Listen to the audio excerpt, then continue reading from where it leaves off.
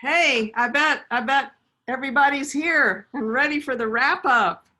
I know you're all wondering, what did I miss when I was somewhere and those other two things were going on? Well, hopefully now at least you'll get a teaser that'll make you want to go even more into those things you might have missed. So this is the wrap up session. Before we go and do some summaries of all of the sessions that we've had here in this fantastic conference, I'm going to pass it over to Carly Sapola, who wants to say a few words of gratitude. Carly, our very esteemed conference organizer, the floor is yours. Thank you, Paulette. Yeah, I just want to take a few seconds. As Paulette said, if you did miss any of the sessions, they will start to be available online. You log in the exact same way, and all of the recordings will be online on the 27th, so that's Saturday. So it takes a couple days to upload everything. So be sure to wait a few days and then log on and watch anything that you might have missed or rewatch a session that you were a part of. But I would like to take a minute to thank some staff, volunteers, and interns that helped me make sure that this was a successful conference, as I'm sure or hope you all feel it was as successful as I feel about it. So first, I'd like to thank our super volunteer, Winter Clark. Winter has been the backbone of making sure this is all happening and supporting me. So thank you, Winter. I also want to thank some of our interns. Special shout out to Cynthia Segura, who has been just phenomenal in helping me out, especially in converting this to a virtual conference. She's been super tech savvy and so great to work with and so helpful. And Davis Henschel has been doing social media for us. Bennett Mandino, who's been helping out and doing some sessions as assistant moderator. Same with E.B. Ward, who's also been helping as assistant moderator. And to Matthew Walsh, who is helping our staff put together some information for the membership meeting that's after this. I also want to thank some staff. Shout out to Narelle Kipple, who has actually been working with me at my home throughout the conference, and she's been great company and helping out with all the live notifications that you're seeing and the social media that's gone out the last few days. Carly Rixum, our executive director, who's been absolutely amazing at supporting me, making sure this virtual conference happens. And Sarah Towns, our finance extraordinaire, for helping us out when she's able. We appreciate you. Also, the NOC, National Organizing Committee of the Conference, Robert Foster, Paulette Middleton, Elaine Hebert, Dara Bortman, and John Essig. You guys have been instrumental in helping out, especially Paulette with the press releases. You are so awesome at assisting and making sure those get done. And lastly, I want to thank our conference chair, Scott Sklar. You've been amazing at moderating all of our sessions. Your humor, your attitude, your light, your beard comments. I love it. Thank you so much for being here and being our chair. I hope we get to meet in DC and have some bourbon. I really like Lagavulin. Absolutely. Lagavulin, I really enjoy that bourbon. Done. Okay, great. Well, that is my wrap up. Thank you everyone for making sure this conference happened. I appreciate it. Great.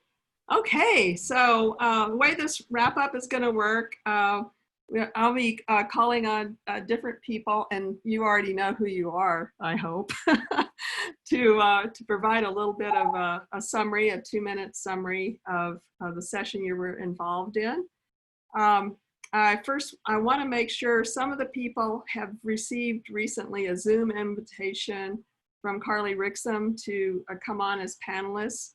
I'm just going to note your name out so that you can then conveniently get yourself on as one of our panelists. That would be Elaine Hebert, Dara Bortman, Jill Claiborne, Dave Panich, Marlene Brown, Dave Renee, Casey Chang, and Tom Thompson. If you're out there,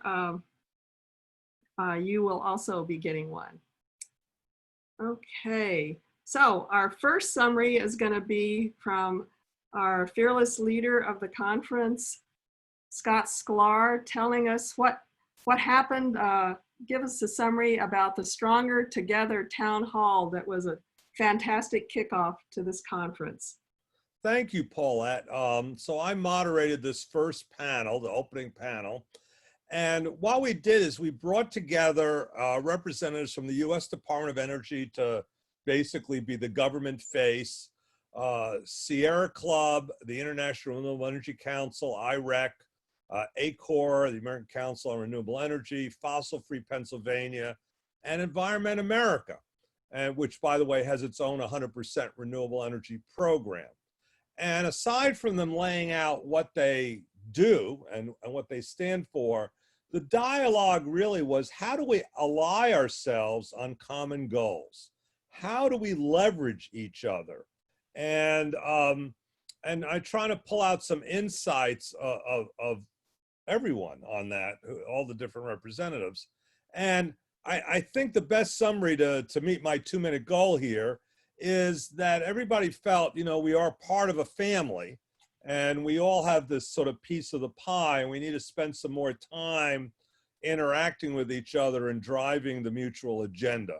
So I thought this was a very valuable session to sort of give us the scan of the horizon of some very great actors in our field, and seeing how, again, we leverage each other to get to a 100% renewable energy future, which is what this conference is about.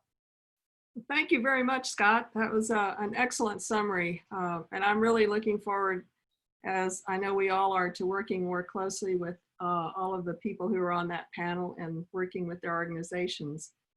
So next up, Dave Renee.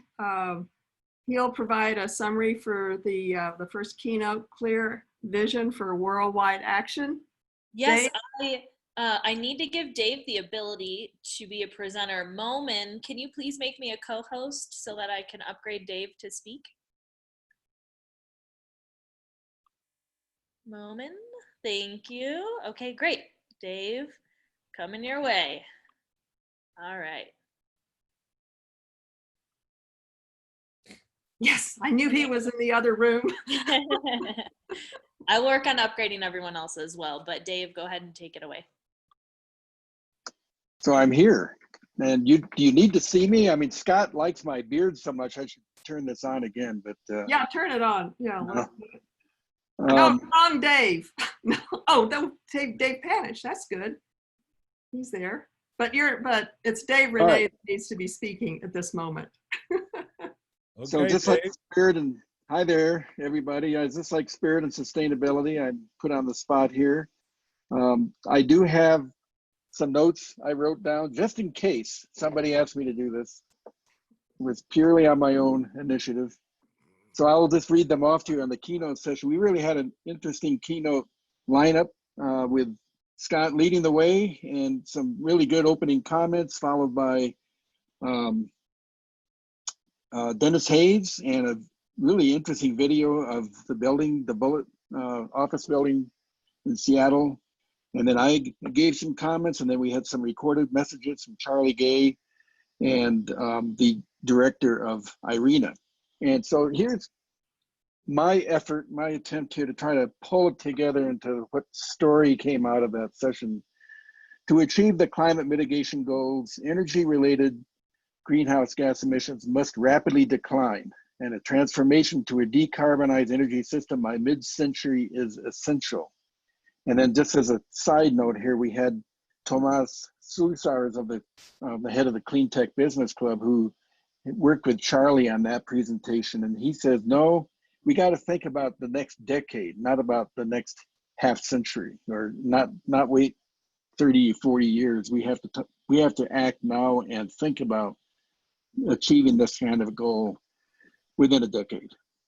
So then after that, so my second point then is COVID-19 will clearly lower carbon dioxide emissions in the short term, but based on past trends, these emissions will continue to grow post-COVID, especially if no further policy actions are taken, and especially with respect to climate change. Historical growth and decrease in prices for solar and wind capacity will continue unabated, making them the lowest cost solution to power expansion as we go forward. However, policies must focus on a 100% distributed, highly electrified renewable energy system combined with efficiency and demand-side management measure strategies, such as net zero buildings like the one that Dennis talked about. These policies will result in job creation and economic growth. They will result in energy equity, security, and access, and sustained environmental improvements. And then finally, effective COVID-19 policy response recommendations that we're hearing from a number of organizations like IRENA, the Clean Tech Business Club, and many others. These are all in line with those required also for climate mitigation and are consistent with the call for an energy transformation to 100% renewables. Excellent, Dave. Thank you very much. So I'm moving on to the, we had, and it's sort of appropriate to do these next two. We had two great sessions on policy. Ashut couldn't make it, so I'm going to read his notes that he sent over. Thank you, Ashut, for not only doing the sessions, but sending these wonderful notes. So what Ashut had to say about his two policy sessions, he said for the national and international session, we had topics including pathways to reach 100% renewable energy, the value of distributed energy in the grid, the potential for clean hydrogen for clean energy, how can CCAs and green bonds transform the nature of our electricity industry, how has the federal government impacted the renewable energy industry and success of solar water pumping stations in Bangladesh. So that was an excellent session. If you missed it, please, as Carly said, you can go and take a look in a couple of days.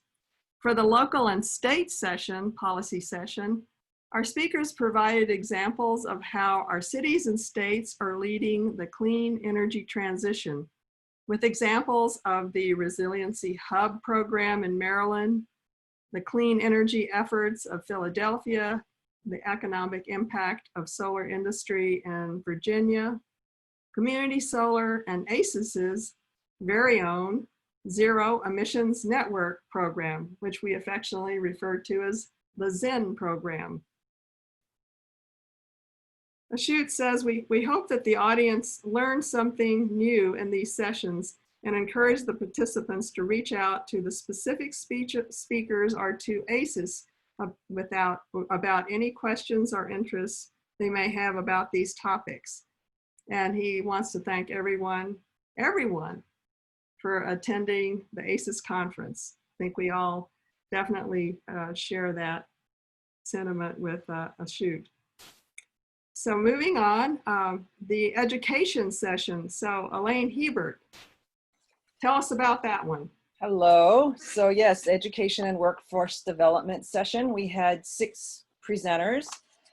First, we heard Susan Schleith talked about the Energy Whiz program out of the FSEC Energy Research Center in Florida. This is a program for kids to get fun, hands-on experience with solar, lots of great projects and ideas, and we believe it's reproducible. Next, we heard from Dr. Julian Wong. He talked about a new interdisciplinary program at Penn State for sustainable building design using tools like semester-long games. This is a program designed to bring solar energy knowledge from a variety of engineering and science disciplines into building design. Then we heard from Oklahoma State, Professor Khaled Manzi described a potentially paradigm shifting architectural design studio that considers carbon footprint and embodied energy of building materials at the design stage and determines energy, structural, and cost performance at the design stage. Our 4th presenter was Lyra Rackison. She proposed creating a lot more online programs for renewable energy workforce development, specifically for people who may already hold degrees and jobs, but want to gain academic credit toward a new program for them, For example, people in the oil industry might be looking to shift, and in fact are wanting to shift to renewables. And there's a demand for academic programs that help them with that. Johnny Weiss laid out a blueprint for creating successful hands-on training programs for adults in renewable energy. And he called for scaling up training worldwide because of a large demand for a well-trained workforce. And then lastly, John Essig presented an idea for an international clean energy corps that would involve mobilizing citizens all over the world to help save the earth from environmental degradation. And education was a big part of that idea. Okay, that's it. Thanks. Oh, Thanks thank you to all very my much. speakers. Oh, excellent, Elaine. That was a wonderful summary. So Dara, what about the clean energy financing session? Tell us about that one. Well, we had a very wide variety of speakers. We had 6 speakers, so we learned a lot. From Dr. Mark Perez, one of our other ACES board members, we learned that even without major developments in storage technology or further developments in storage technology, we can get to 95% clean energy grid penetration and cheaper electricity with today's technology of solar and wind. And we found out that overbuilding solar and wind will lead to the lowest cost electricity and at lower costs than are on the grid today. So all great news. From Lori Bird, we learned that integrating EVs onto the grid adds more opportunities for adding and using clean energy at the times when it's specifically available, reducing curtailment. And we also learned from Michael Stavey that industrial scale hydrogen storage is not yet ready for prime time, apparently. And we learned from Bill Hagee that there are a wide multitude of excellent options and billions of dollars, literally billions of dollars available for financing for commercial and agricultural clean energy projects from the federal government. And from Blake Jones, we found out that there are new exciting options being developed for residential clean energy and energy efficiency projects as well. From clean energy credit unions who are developing new financing options. And from Sarah Gutterman, we learned that the next generation coming up the pike who will be buying homes in the coming years and decades are more and more valuing green, clean buildings, self-sufficiency, resilience, and livability. And we found out how quickly consumer interests and demands are evolving, and that the word is getting out that smarter net zero buildings and solar make sense for our environment and our health, and also for our wallets. So what's next? We need to help. These are the next steps. That's what we learned. What's next? We need to help larger developers and commercial and agricultural entities get the federal money that's being offered. We need to put our money where our values are and put it in green credit unions that are increasingly interested in using their deposits to finance and incentivize clean energy credits, clean energy projects for the masses. And we need to make it clearer to all that a transition to a clean energy grid is a trade up, not a trade off. I learned that in one of our sessions today too, with no sacrifice of costs required and a lot of upsides for health, environment, and good local jobs. Excellent. So let's see. We may have to pass over the PV thermal and storage session, which was moderated by Tom Thompson. If there's someone who was a co-moderator or would like to say a few words about that session, please raise your hand so we can upgrade you for comments.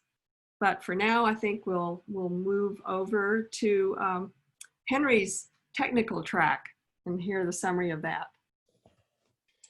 So when you say summary, this was already a combined track. It was a track of systems and buildings. So sort of like a survey course. So we had 6 sessions, and each one of them could be a session rather than a speaker in a session. So we had National Solar Database resources. We had tools for helping to predict solar and wind resources. We had next generation of window technologies. Back when it was first, and a few people on this picture frame here were around during some of the early passive solar conferences. There might have been some window technology things before Low E was around. So this is the next generation of that. And University of Penn State, there's a lab there that they're doing work on new thermal coating that they can do. And he mentioned the word retrofit, so something that can go on to existing windows. We didn't really get a chance to go into enough details on that. So there's that. We had innovation in making the solar integrated grids more resilient with mobile storage. So there's a lot of different topics that are within the innovation of the grid, which could be sessions for future conferences. Study on wind carbon emissions. So the life cycle cost in carbon of for wind technology was shown, and that's something which really needs to be done in all the renewable technologies, so we understand what the life cycle cost is of things, what the embodied energy and carbon is. And then we rounded out the session with actually a house. So sort of a house in a house, a passive ventilated house for the northern climate. We actually brought an architect in to give a presentation. It was kind of nice, and an architect who spoke nicely about engineers. So I think we ended up having a well-rounded session, but a session that really needs each one of those speakers should be part of a session with, you know, it's kind of a survey course. And ACES used to be more of a concentration, so each one of those would have a few speakers in them. So I tried to invite them to join the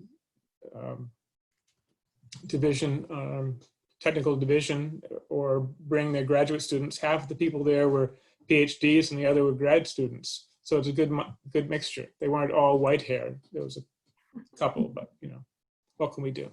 Yeah. It was a good round. Excellent, excellent summary, and glad to hear there are a few un-white-haired people there. There's hope.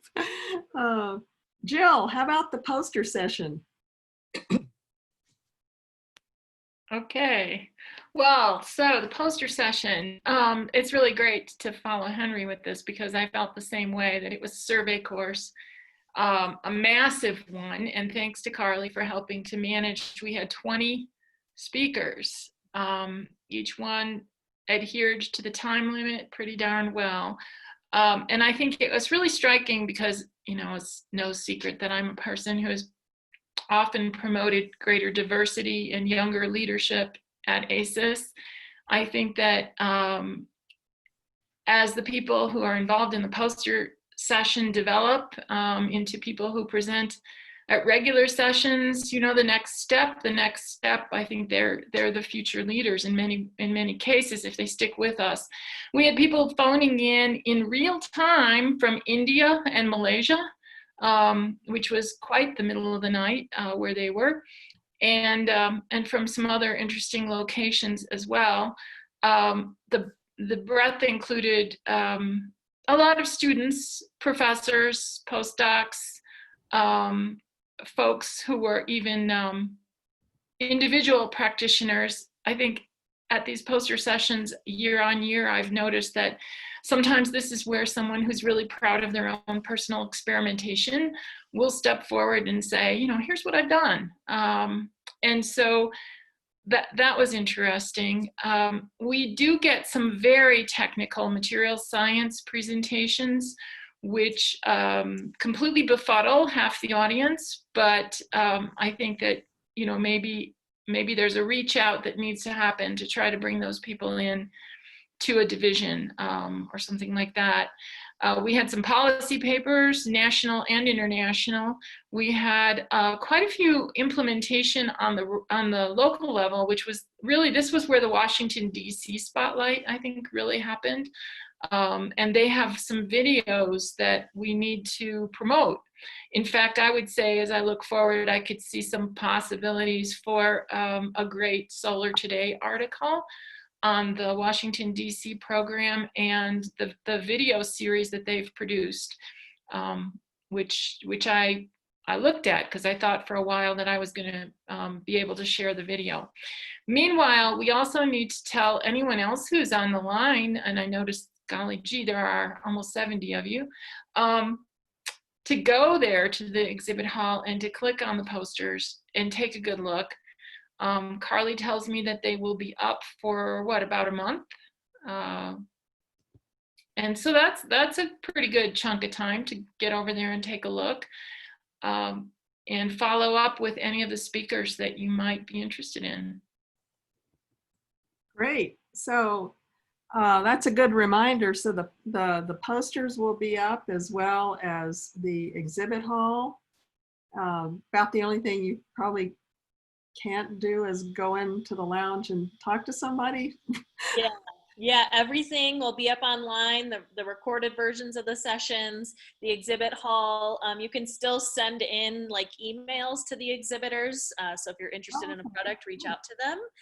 There won't be any live chats, but the poster exhibit will be there and you can look at the posters all throughout until the most of the month of July, ending July 25th will be the last day to have access. Wonderful. Oh, this is great.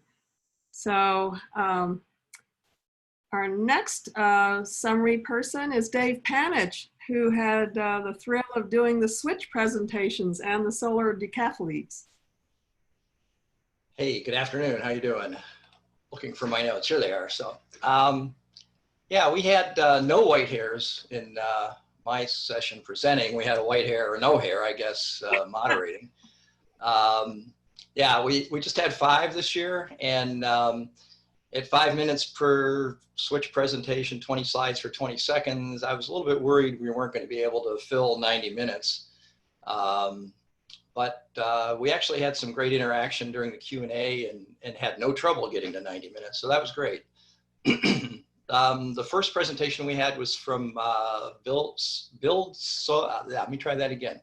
From Anita Ledbetter at Build San Antonio Green, which is a program that originally started out promoting solar, and they've since become and actually made San Antonio a leader in Texas in their solar program, but they also have expanded their programs to include a green building certification, and they have a new thing they're bringing online, a comprehensive climate ready program that addresses climate change and resiliency. So I think that got us off to a good start, and Anita certainly is full of energy and engaged, I believe engaged the audience quite a bit. And then we had 2 Solar Decathlon 2020 projects that were presented. One was from the Netherlands, presented by Arno Dreyer, and it was about affordable, energy efficient, sustainable housing, sort of a prototype, as I think all the decathlon projects are, but the concept that he was promoting was that it would be an affordable approach to solving some of the housing issues they have in the Netherlands. And then the second presentation was from Eric Weber, who's a professor of architecture at UNLV, and he's the faculty team leader for, I believe, the 2020 UNLV house that he presented. And then also he has in the past, I want to say 2013, I believe he was involved, and maybe other times. But his project was a prototype design of a transitional housing solution for veterans with PTSD, which I thought is pretty interesting because it analyzed some of the issues that someone with PTSD might have and how you translate that into design in an architectural design. So that was some interesting green walls, interior, growing walls, and views and sight lines, and as concept of enclosure but openness. So it again, both those projects were pretty interesting to see. Our fourth presentation was about student chapters of ACES, which we need to promote and bring in young professionals, emerging professionals. And Casey Chang did that presentation.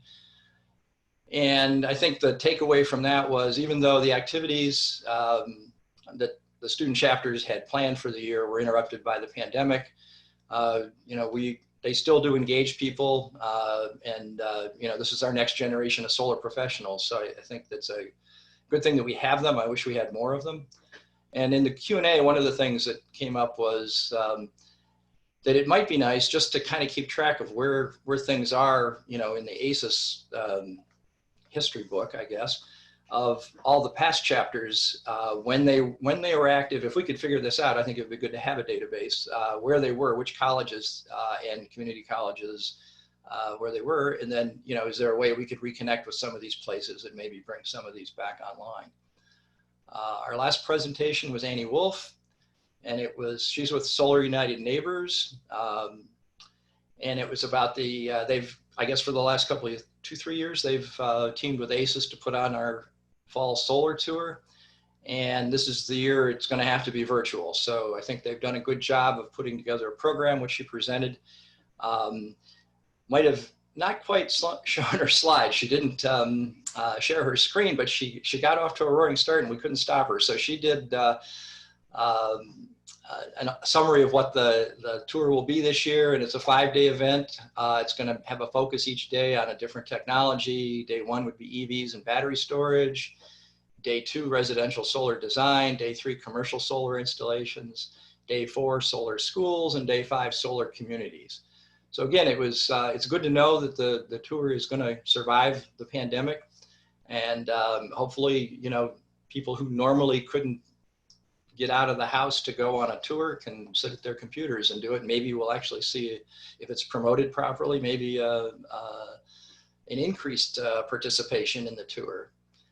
Some of my general observations is this is you know, Switch is a pretty fast way to present, 20 slides, 20 seconds. It's looser, more informal. I'd like to think that people can, you know, if you practice it a couple times, you can get through it without a whole lot of nerves. It's not terribly nerve-wracking because it's over so quick. And we have had 5 pretty good presentations, or great presentations actually, and could have accommodated a few more. And so I'd like to encourage anyone who's out there listening that if you've never presented in an ACES conference, and if, you know, there's 20 images you could come up with and attach a 20-second narrative to each of those, you should consider submitting next year, because in the past we've had some pretty engaging non-technical presentations. And if, you know, this is a good place to look at the more conceptual part of solar and sustainability and energy efficiency and all those things, and you get a chance to present and not have a whole lot of responsibility to do something terribly technical. Also, I was looking at the poster session, and some of those were a real deep dive into technology, and it wouldn't make a good Switch presentation at all. But I think there were 2 or 3 that might have been able to fit into the Switch format. And I think that as, you know, we look at people submitting abstracts, we might want to consider, you know, where can we push people towards Switch. And the last takeaway was that I found there's a lot of interest in the decathlon projects, and I realize that's not every year, that's every other year. And I think that the audience that, you know, the chat notes and the questions I saw, there was a lot of interest. But I think we need to engage, ACES as an organization needs to engage with the decathlon teams more. Because again, those are the people who are going to be the leaders of the future. And it's not just architects and engineers. The guy from the Netherlands, Arnoud, who presented his project, he was a law student. So it's pretty much people who go out into society and become leaders are involved in these things. And there's a whole wide range of people who participate, and it'd be neat to see if we couldn't bring them into the ACES fold. So that's my probably a little bit too long summary. Thanks. Excellent. Thank you for the pitch for more Switch and for the summary of all the speakers. Excellent. So Scott, tell us about the keynote this morning, Citizens Action Kickoff, and the follow-up Policymaker Interaction Forum, because they go hand in hand.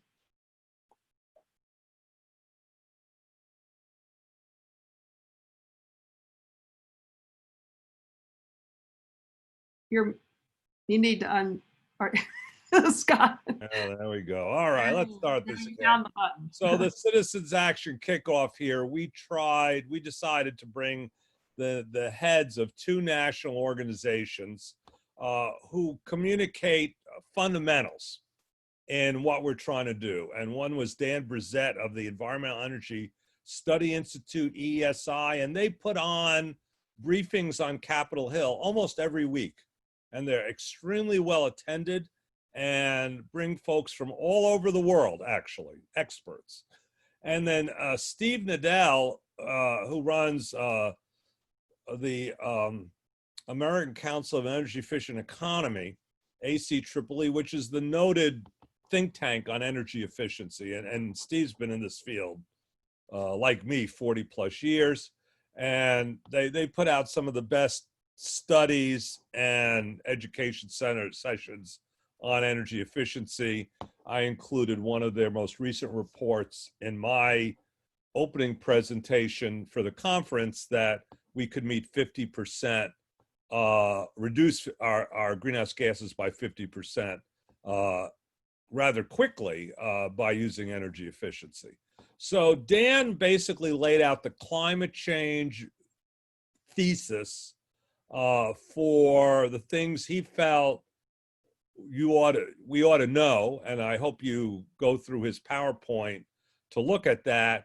And then Steve Nadell did the exact same thing on energy efficiency, on what we need to know, what's the state of the art, because as I mentioned, we cannot go to 100% or meet our climate change goals without first optimizing and maximizing high value energy efficiency. Just can't do it. So, and it's always, and I teach in my class, it's always less expensive to save energy than generate it from any source. So we did the fundamentals, and then really it was, how do we make these issues relevant to various political attitudes and regions within the country? What are the tactics to do it? And of course, part of it was looking at local government and local actions. And as Dennis Hayes, when he opened up in our panel at the beginning of the conference, put the film on about the Bullitt Center, was local action actually drives local awareness. And so there's spent a lot of time in the dialogue and answer a lot of questions on how do we integrate that in to be relevant and to be engaging. The second panel was the Policy Interaction Forum. And here we picked two dynamic women leaders and in the communications, in the lobbying and policy interaction side, both federal and state. And so we had Lynn Abramson, who was the executive director of the Clean Energy Business Network, CEBN, mostly a network of small business, all different renewable technologies, all for local activism, to tell you the truth. And then Ruth McCormick, who's policy director of the Business Council for Sustainable Energy. It's actually a coalition of the renewables and efficiency family. I helped actually create this nonprofit. And basically they laid out, of course, what their organizations did, but the whole point of the PowerPoints and their presentations were, how do we articulate? How do we act? How do we convince policymakers and their staffs at all levels? And basically we focused on, we had a great follow-up conversation on this. And of course, yours truly had a lot of opinions, because I've been doing this for about 40 years, was that, we need to craft our viewpoints so that's acceptable for people with different political beliefs and different pressures and different regions. We need to make it relate to them. We need to take them on tours. We need to show them that people who support them are also supporting our industries. We need to not waste their time when we meet with them. We need to tell them why we're there and what we expect. In some cases, just an introduction. And we also need not to belittle other technologies, even the ones we don't particularly like. Our approach should be to promote ourselves, meaning does energy efficiency, renewables, energy storage, and the analogous technologies drive forward an agenda of sustainable employment, sustainable development, greenhouse gas reductions, workforce. And what I keep saying, and they were all saying, is renewables employ people in every county. Fossil fuels and nuclear don't do that. So that was sort of the trend, the theme of this presentation, and it was more sort of a tactical way to help convince folks on our agenda. And I thought it was an excellent session. Yeah, and it was. The back-to-back was great. And when we were originally going to be in DC, that would have been followed by a trip to the Hill. So absolutely, which we could not do, very sadly. And ACES did not support me using drones to go out from this to do it, but maybe next year. Yeah, we're going to get to that hill.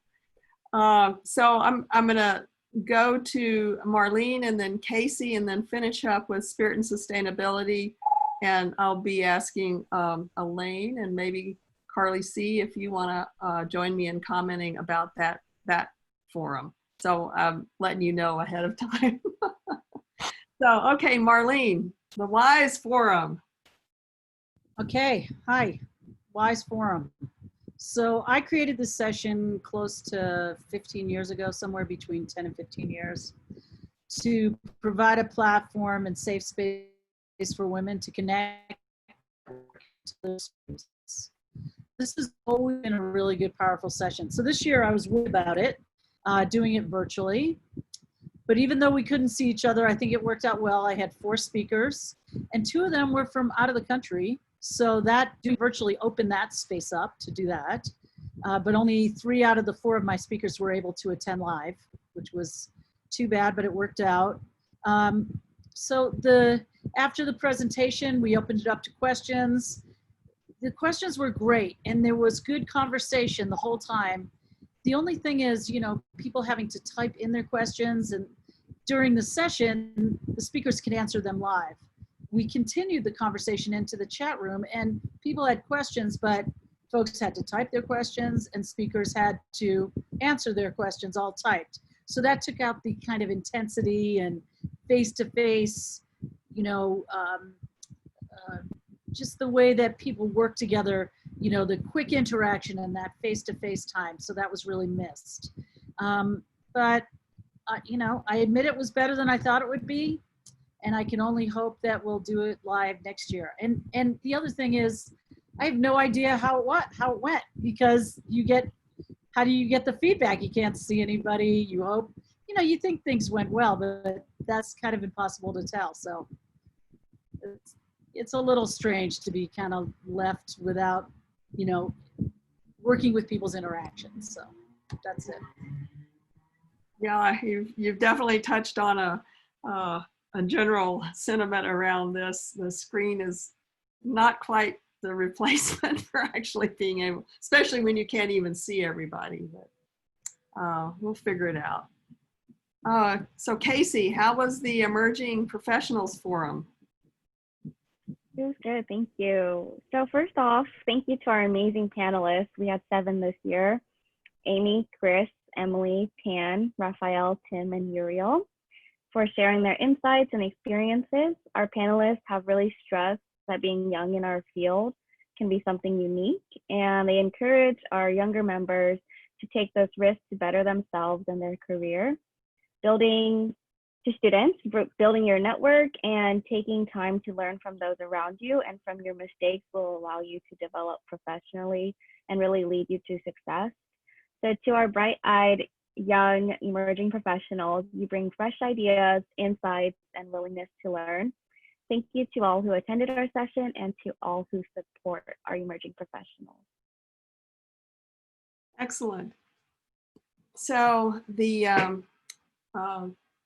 forum we just had, well, among two other things that just occurred, we had the Spirit and Sustainability Community Forum. This was a forum that has been a kind of a special, different kind of thing that ACES has done for many years now. This year, what we did was to put out a couple of questions around how do we make sure that, given the situation we're in now with the COVID, that we actually make use of this disruption to help us accelerate, not slow down, the energy transformation. And then the second sort of area of investigation that we were offering people to share on was, how do we combine our concerns and our awakenings, our new thinking around the connections between the energy transformation and all of the social and economic and environmental concerns. How do we bring these things together better to help us get to a more just and sustainable world for all? We opened that up and we had many contributions, which was excellent. And I would say that to summarize those would be really hard, but from a bird's eye view, some people were talking personally about some of their individual actions. Others were putting forth suggestions for group activities. Some were commenting on things that they are seeing themselves from their communities and from their experiences that we can take away and have better learning around. I'm going to ask a couple of other of my co-moderator Elaine, and then also Carly Sapola, who was helping get all of the people from the audience to speak and join in, to see if you have some additional reflections on what we just did. I mean, it was pretty powerful, I thought. Elaine.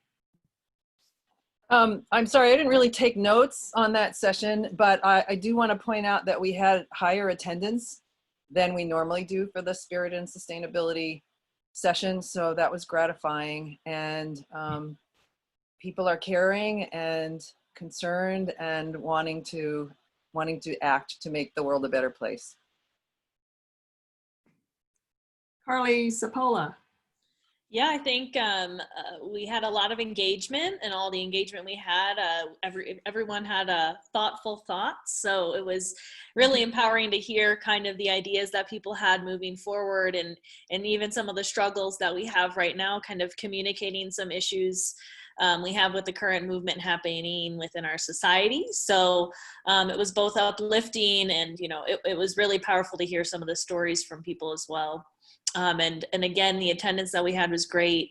I've been to the Spirit and Sustainability sessions shortly at some of the other conferences we've had, and it was really great to be able to actually be present for this whole session, and it was very moving. I agree. It was really wonderful.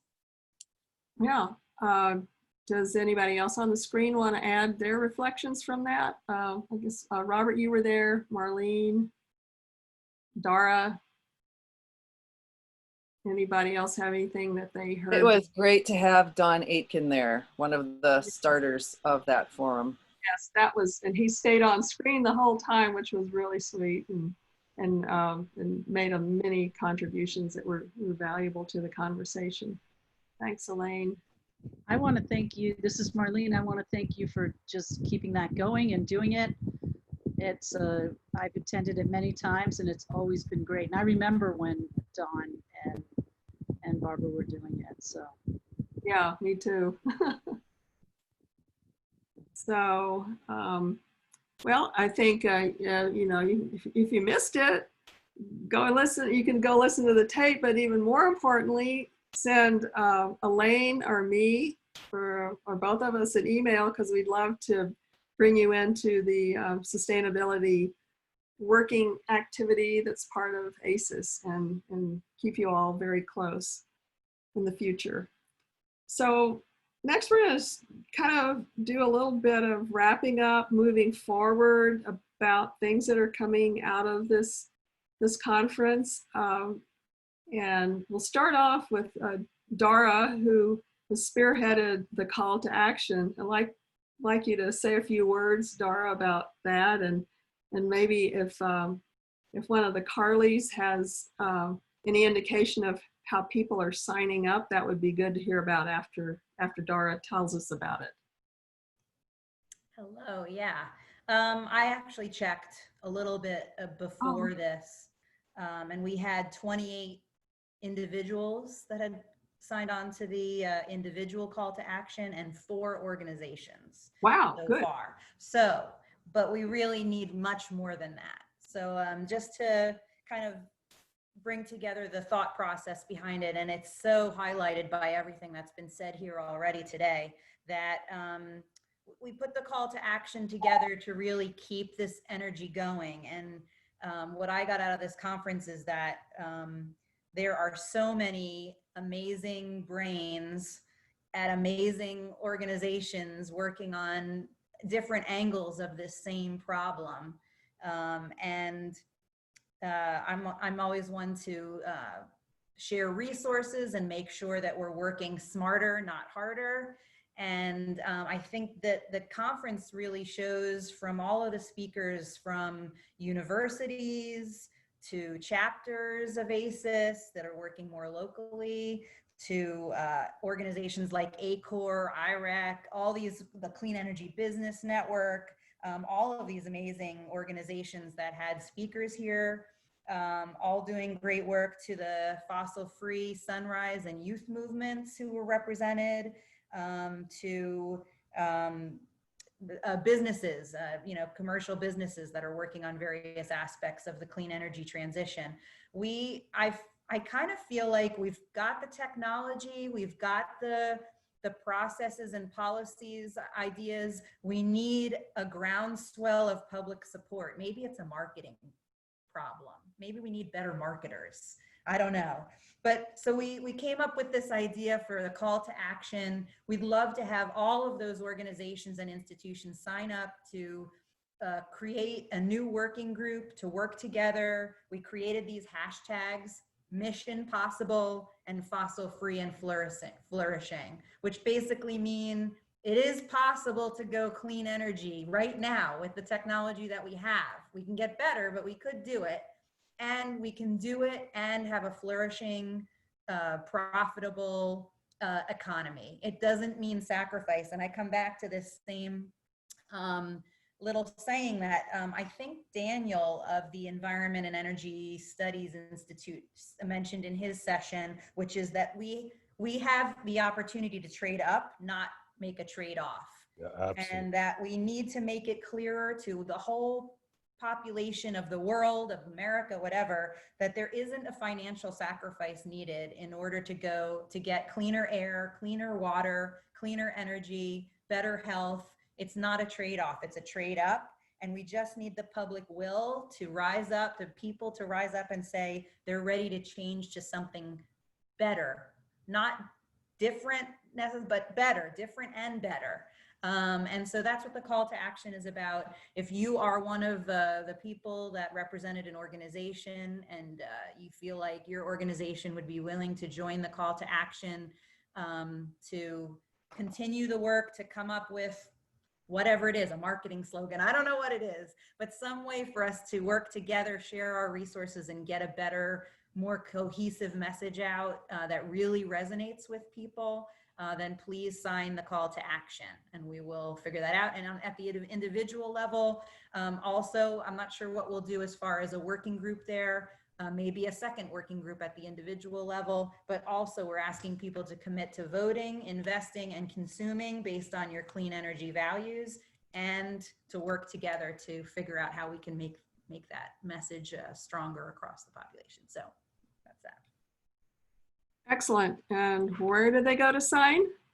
The links are in the chat, actually. The call to action for the individual call to action and the link for the organization call to action are in the chat for this session. They're also in many of the network of the chats for all of the sessions. I posted them into a lot of those, if not all of them. And you can go to the aces.org/conference website, and both are linked to from there as well. Very easy. Just go to the conference website on the ACES website and you can find both of those links there. So. Oh, that's excellent. Thanks. Thank you.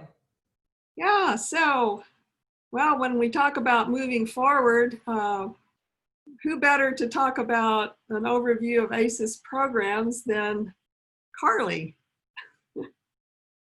What's up there? What are you thinking after experiencing this conference? And feel free to call on others if you want. Carly, are you there? Carly Rixum. Oh, She's you have to kid now. clarify. Oh, there she is. Good. Yeah, okay. Sorry, Carly. Thanks. Feel free to call on your colleagues. Usher some teenagers out of here. What are you thinking? Well, it's been an impactful conference. Really great to see everyone turn out, and just the new ideas, the new developments being shared. I really appreciate all the connections that everyone's brought up, all the engagement. So yeah, I mean, I think that we all need to think about, you know, what we can do better and what our immediate next steps are to take, you know, concrete action towards renewable energy and towards a sustainable world. Yeah, it was, you know, it was an obvious switch for us to go to a virtual conference. And of course, you know, we were nervous about it, you know, with a lot of technology, but couldn't be more pleased at the outcome.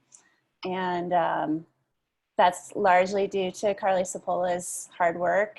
There are so many details. So thanks, Carly, for being my right-hand woman. You're welcome. Thanks for the shout out. Yeah. So yeah, I mean, if we can all just think about, you know, what we can do as individuals and collectively to make the world a better place. That's what this is all about. So it's been a lot of fun. It was great jumping around to the different sessions. It felt like a real conference, an in-person conference. So yeah, thank you. Thanks everyone for participating and being part of our community. It's Thank you. renewing. Anybody else want to make a comment about the moving forward or reflections? I guess the only thing I'd like to say, and I'll keep it within a minute, is we need as a family to figure out how to keep momentum from these meetings. This was a great meeting, and I think, and a lot of hard work by everybody here. And I think how we leverage these get-togethers in this post-COVID world is going to be a little more difficult, but I think there's a lot of people that want to make things happen. And this is actually, I think, a fundamental change time for lots of people in many different ways. So I just hope some of the greater minds among us, among the ACES membership, and among our strategic partners can make this happen. Excellent. Anybody else? Can you hear me, Paulette? Yeah, you go for it, Robert. Okay, great. I just wanted to thank everyone as well. Scott did a great job as the conference chair, and the Carleys did a great job. You know, when we contemplated doing this as a virtual conference, we had no idea platforms, if anybody would sign up, how much it would cost, you know, so this was a learning curve experience. I think the VFairs did a great job as well. So we appreciate their platform. So it was worth the risk, and I think we had about 300 people sign up. So I think it's a success. I want to shout out to all the and also all the donors at the fundraiser yesterday. So I thought that we did great with that as well. And, you know, one of the things ACES needs to do is, you know, continue our mission. And I wanted to put a challenge out there to all the members. You know, basically we'd like to double our membership by the time we have the next conference. And so, you know, go out, you know, if you're a university professor like me, let's get some students. You know, we don't need more graybeards, but yeah, let's get a few more young folks out there. And hey, Robert, and, watch out on this gray beard thing, huh? Please. okay, sure. We need every gray beard as possible, every single one. Well, you know, they're future graybeards. Well, Exactly. half of them are, but. Little budding gray beards, yes. So, yeah, buddy. Okay. I'm afraid my beard will so that never was be great. gray. My beard will never be gray. Sorry. Good move. I hope so, Elaine. Yes. So we'd like to double our membership, and you know, looking at all the chapter members from the chapter reports versus ACES membership, it looks like we've got about maybe 25% of chapter members are ACES members. So we will put out, you know, a promo code discounts, and you know, we'll put it on the web page and send out some emails. So let's try to get some more people involved with ACES, particularly our students, and hopefully we can get a few more student chapters. So I'll be working with you, Casey, on that. So thanks everyone for coming, and you know, next summer in Boulder,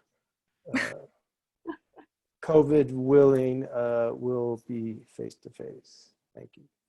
Yeah.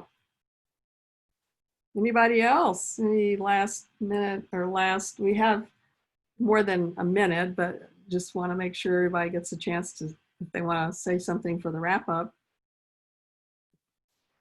So this is Elaine, and I was remembering that some years ago, a few decades, there was an organization called the Institute for Southern Studies that put out a report. I have a photocopy of it here, and it looked at the the strength of environmental regulations in states versus how their economies were doing.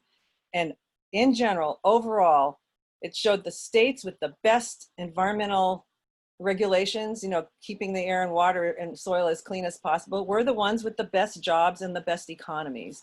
And there's a graphic here, I'll try and show it to you, that the states with the dark colors are the ones that have most pollution and the worst economies. So you'll see that these are two maps. One is, the top one is the jobs and economy, and the bottom one is the poisons in the environment. And the darkest ones, there's a lot of overlap in the South, and a little bit in the upper Midwest, Indiana, Ohio. So while this study is old and is probably out of print, it woke me up to the fact that there's a myth that says, you know, we can let regulations go and let companies do what they want and pollute, and it doesn't trickle down, and it results in, you know, the environmental injustices that we see, and then not strong economies when you let the environment go. So just wanted to bring that up as a point. We all intuitively knew it, I think, but this report from a couple of decades ago looked at a lot of studies. And yep, and I think the more recent studies just say the same thing.